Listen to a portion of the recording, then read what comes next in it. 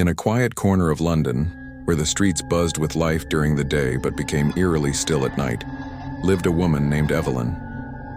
She was an ordinary woman, or so it seemed to those around her. A simple life, a steady job at a local bookstore, and a small apartment tucked away in a peaceful neighborhood. But Evelyn harbored a secret that no one knew about. It all started one rainy evening when she stumbled upon an old tattered journal in the attic of her building. The journal, bound in cracked leather, had been left behind by a previous tenant, a woman named Margaret, who had mysteriously vanished 5 years ago. The journal detailed strange events and unsettling thoughts, as though Margaret had been on the verge of discovering something terrifying. But the entries abruptly stopped, leaving behind an unsettling silence. Evelyn, curious and unable to resist the pull of the unknown, began reading the journal each night before bed. The deeper she read, the more the entries consumed her. Margaret spoke of a man, a shadowy figure who had been following her, watching her every move. She wrote of whispered conversations, strange symbols appearing on her doorstep, and the feeling of being constantly watched. But what intrigued Evelyn the most was the last entry. "If I disappear, look for him in the shadows. He's always watching." The more Evelyn read, the more she felt the presence of something or someone lurking just out of sight. At first, it was nothing more than an uncomfortable feeling, like being watched. But soon she began noticing things, small, seemingly insignificant details that couldn't be explained. Her phone would ring late at night, but no one would speak when she answered. Her front door would be slightly ajar in the morning, though she was sure she had locked it the night before. A shadow would cross the hallway when no one was there. These were the same eerie occurrences that Margaret had described in her journal. Evelyn tried to dismiss it. She convinced herself that it was all in her head, a product of too much reading, too much worry.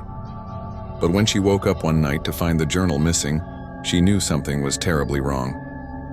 The journal had been in her hands just hours before, and now it was gone. In its place was a single piece of paper with a message written in dark ink. "I know you found it. Now it's your turn." Panic gripped Evelyn's chest as the weight of the message sank in. It wasn't just the journal that had been taken. It was her peace of mind, her sense of safety. The man in the shadows, the one Margaret had written about, was real. And now he was after her. Desperate, Evelyn tried to leave. She packed her bags, planning to escape to a friend's house. But as she stepped out of her apartment, she found something that froze her blood. On the doorstep was a fresh set of symbols, just like the ones Margaret had written about. A warning, a sign that she had been marked just like Margaret. In a state of fear, Evelyn decided to confront whatever it was that haunted her.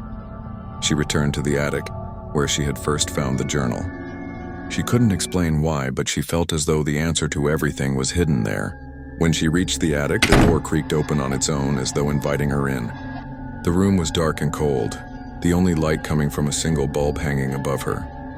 There on the floor was the journal, its pages now filled with new entries. It was as though the journal was alive, adapting to her fears. Evelyn opened the page at the very back, and the last entry sent a chill down her spine. "He's closer than you think. He's waiting for you in the shadows." Before Evelyn could react, a cold wind swept through the room and the light flickered. The shadowy figure, the one that had been stalking her all this time, stepped out of the darkness, his face hidden in the folds of the night. Evelyn's heart raced as she turned to run, but before she could make it to the door, the figure whispered her name. "Evelyn!" The voice was low, chilling, and unmistakable. Evelyn stopped dead in her tracks, her blood running cold. She turned around, but the figure was gone, vanished into thin air. The attic door slammed shut behind her, and the room plunged into darkness. Evelyn screamed, but no sound escaped her lips. And that was the last time anyone ever saw Evelyn. The following day, neighbors noticed something strange. The apartment that Evelyn had called home was untouched, as though she had never left. But her belongings were gone. No clothes, no personal items, no trace of the woman who had lived there. The only thing left behind was the journal, open to a new entry. "Now it's your turn to look for the shadows." Evelyn's disappearance remained a mystery, but whispers continued to circulate. Some said the shadows had taken her, just as they had taken Margaret before her. Others believed she was still out there, somewhere hiding in the darkness, waiting for someone else to discover the truth.